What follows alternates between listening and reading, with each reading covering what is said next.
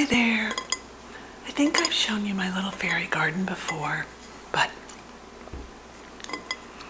if I have, I'm going to show it to you again. I used this in one of my last videos. Tapped it, and I usually keep that right by this little garden. Leave room in the garden for your fairies to dance. All right, tonight I'm going to show you some of the eggs I made this year. I didn't have time when I was making them over Easter holidays to show them. And I broke one of them today, but I'm going to show pieces of it to you anyway. I only made 4 this year. They take a lot of time, and my life has been a little busier, so that's all I had time for. So there's 2 little, I think this is a miniature pansy. I can't remember what this one's called, but I just love these little tiny plants. And there's a little crystal ball here. What I did was I put it inside of this bowl, and then this is a bowl that my son made many years ago when he took ceramics in high school. And I love this bowl, so I put it in here to protect that bowl. But you can see it has a little, can you see that little snail? There you go. The little globe, garden globe. And I'll turn it around here. And I made some little, with Fimo dough, I made some mushrooms.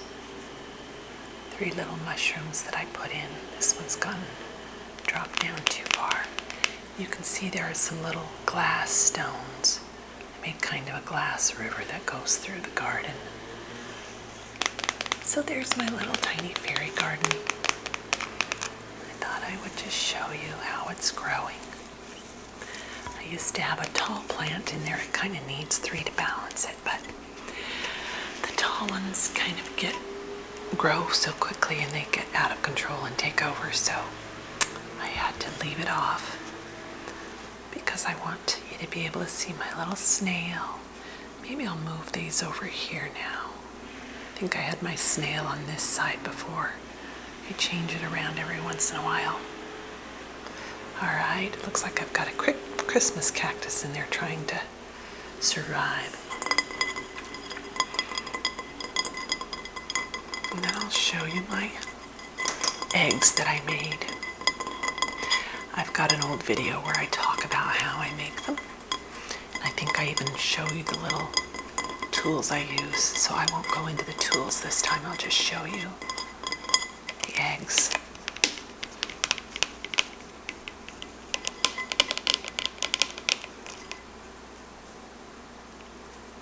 The sky spreads out. I have to clip him back every once in a while. All right, I'll put that over here. I also have my little candle. Maybe I'll put that on so you can see it. I've got that burning bright tonight. Here we go. Just on a little linen here.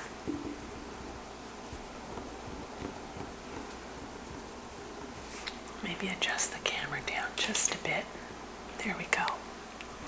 Okay.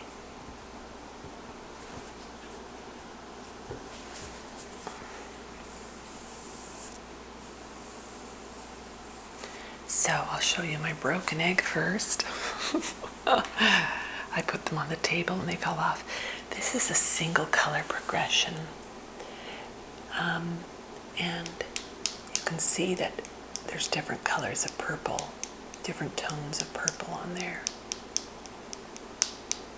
And I blow out the egg, that's the top. I'll show you the bottom here in a moment. Well, the bottom doesn't have anything on it, so that's not so exciting. But you blow out the egg first. You don't have to. The actual tradition, the egg would stay and it would harden and dry up, and then you could hear the little yolk inside. But they can explode if they get too warm, and I just never want to take that chance because, as you see, even them breaking has happened to me. So here's a whole hold that up so you can see it. Here's some of the design I had put on there. And so you put it on with wax, and then whatever color you want to save. So whatever, if you're starting with white, you draw with the wax on the white egg, and then you dye it, and then the lighter color, you put the wax over that and dye it, and then your darkest color goes last. So if you're doing a single color progression, you just leave it in the same color longer when you're done. All right, so I'll show you my 3 eggs. This one has red on it. It kind of got a little goofed up, but this was my first one this year, and my first one's always kind of uneven. And you can see it is. The design is pretty uneven. But I thought that was a fun color combination of that peacock blue and that, I think they call that an eggnog, kind of brownish orange.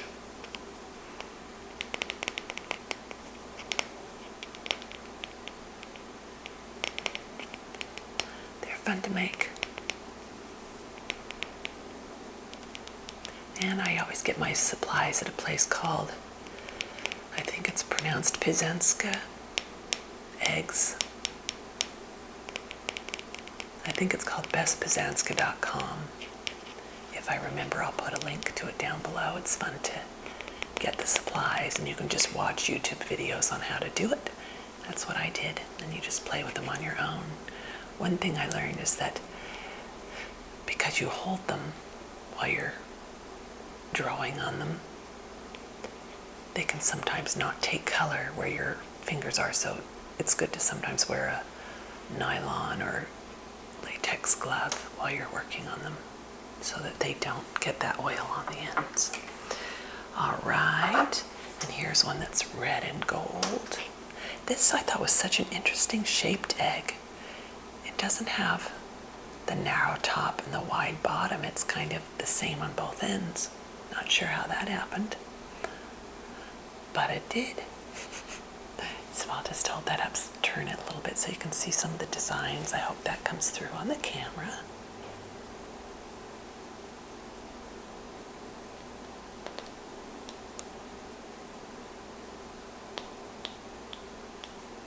Looks like I did just golden red on this one.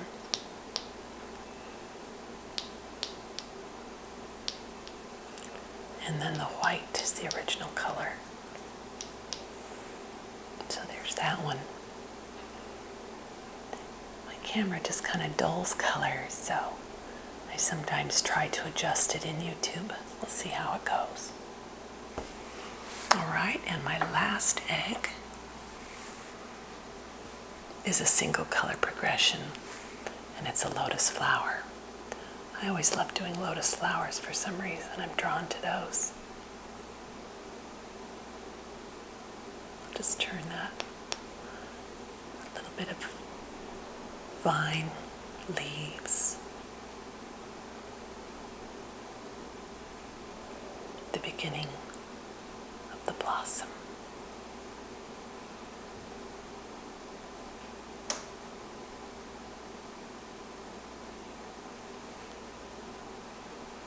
I don't know if you can see, but I did little textures within the leaves, within the petals, I should say. I don't know if that will read or not, but I'll hope that it does, and hold it up close. All right, there you go. Ooh, my thumb's shaking. There we go.